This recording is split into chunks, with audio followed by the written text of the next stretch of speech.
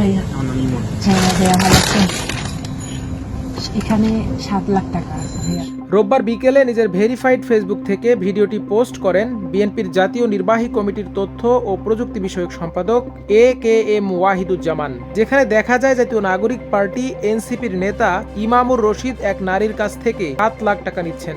ভিডিওটি পোস্ট করার পরই তা ভাইরাল হয়ে যায়। এখানে 7 লাখ টাকা আছে ভাইয়া। হ্যাঁ 10 থাকার কথা ছিল, মানে একটু ভিডিওর বর্ণনায় ওয়াহিদুজ্জামান লেখেন, এই ভিডিওটির মেটা ডেটা বলছে গত 14 মে 2025 রাত 9:21 বসুন্ধরা আবাসিক এলাকায় এটি ধারণ করা হয়েছে। এখানে দেখা যাচ্ছে জাতীয় নাগরিক পার্টি এনসিপির কেন্দ্রীয় সদস্য ইমামুর রশিদ ইমন একজন নারীর কাছ থেকে 7 লাখ টাকা গ্রহণ করছেন। কোনো এক ভাইয়ের সাথে কথা হয়েছে 10 লাখ টাকা দেওয়ার জন্য, কিন্তু উনি দিয়েছেন 7 লাখ। ভুক্তভোগী ক্ষুদ্র উদ্যোক্তা ওই নারী জানিয়েছেন, বিভিন্ন প্রজেক্টে কাজ দেওয়ার আশ্বাসে তিনি জাতীয় নাগরিক পার্টিকে বিভিন্ন সময় প্রায় 48 লাখ টাকা চাঁদা প্রদান করেছেন, কিন্তু পরবর্তীতে তাকে কোনো কাজ বা প্রজেক্ট কিছুই দেওয়া হয়নি। এই পোস্টের জবাবে এনসিপি নেতা ইমামুর রশিদ তার ফেসবুকে লেখেন, আজকে আমাকে নিয়ে ফেসবুকে ওয়াহিদুজ্জামান নামক এক প্রোফাইল থেকে ভিডিওটি ছড়ানো হয়েছে, যেটা নিয়ে আমার মতামত। ভিডিওতে যে মহিলার কণ্ঠস্বর শোনা যাচ্ছে তিনি গত মে মাসের প্রথম দিকে আমাদের জাতীয় নাগরিক পার্টির অস্থায়ী কার্যালয়ে এসে পার্টির আহ্বায়ক ও 2 অঞ্চলের মুখ্য সংগঠকদ্বয়ের সাথে দেখা করেন, যেখানে তিনি স্বেচ্ছায় পার্টি ফান্ডে ডোনেশন দিতে ইচ্ছা পোষণ করেন। এছাড়াও তিনি একাধিকবার পার্টি অফিসে এসে অন্যান্য কেন্দ্রীয় নেতৃবৃন্দের সাথে দেখা করেন। তিনি জানান, ইতোপূর্বে তিনি জুলাই শহীদ স্মৃতি ফাউন্ডেশনে আর্থিক অনুদান দিয়েছিলেন, যেটা আমরা পরবর্তীতে ভেরিফাই করেছিলাম। তিনি আরও লেখেন, ঘটনাটি যেদিনের সেদিন সন্ধ্যায় সেই মহিলা পার্টি ফান্ডে 10 লাখ টাকা দিবে বলে পার্টির পক্ষ থেকে একজনকে পাঠাতে বলেন। পার্টির পক্ষ থেকে সেই ফান্ড সংগ্রহের দায়িত্ব আমাকে দেওয়া হয়। আমি আমার দায়িত্বশীলতার জায়গা থেকে ফান্ডটি কালেক্ট করে কোষাধ্যক্ষের কাছে জমা দিই। আমি পার্টির একজন সদস্য হিসেবে শুধুমাত্র আমার উপর অর্পিত দায়িত্ব পালন করেছি, এর বেশি কিছু নয়।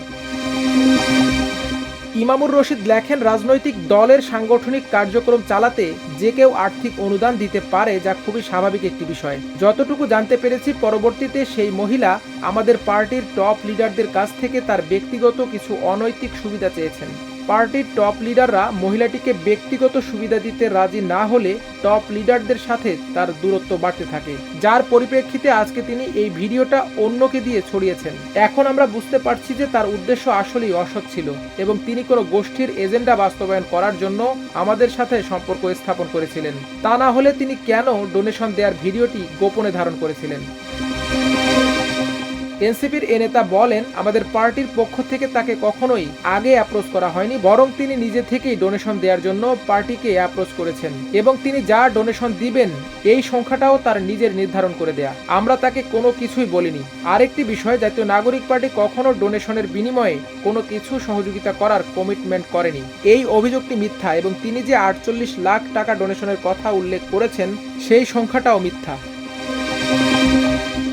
ইমামুর রশিদ আরও লেখেন, আমি মনে করি আমার সর্বোচ্চ যোগ্যতা হলো আমার সততা। সেই সততাকে বিসর্জন দিয়ে আমি কোনো অনৈতিক কাজ করেছি এর প্রমাণ দিতে পারলে আমি স্বেচ্ছায় যে কোনো শাস্তি মাথা পেতে নিব। ভিডিও ভাইরালের পর এনসিপির ফান্ড পলিসি এবং ডোনেশন ওয়েবসাইট তৈরি করা হয়েছে বলে জানান ইমামুর রশিদ। মাল্টিমিডিয়া ডেস্ক, আমার দেশ। হ্যাঁ 10 থাকার কথা ছিল, মানে একটু ক্রাইসিস, মানে বুঝেন না, ব্যাংকও দিতে চায় না। 7 লাখ টাকা আছে। ভাইকে বলছেন কিছু? হ্যাঁ বলছি। 7 কথা বলছেন? হ্যাঁ আমি বলছিলাম ওনাকে, কিন্তু 7 আছে আপাতত। আচ্ছা, মানে এটা ভাই জানে তো 7 আছে এখানে? হ্যাঁ হ্যাঁ ভাইয়া। আচ্ছা, ঠিক আছে। ঠিক আছে ভাই। হ্যাঁ। ঠিক আছে।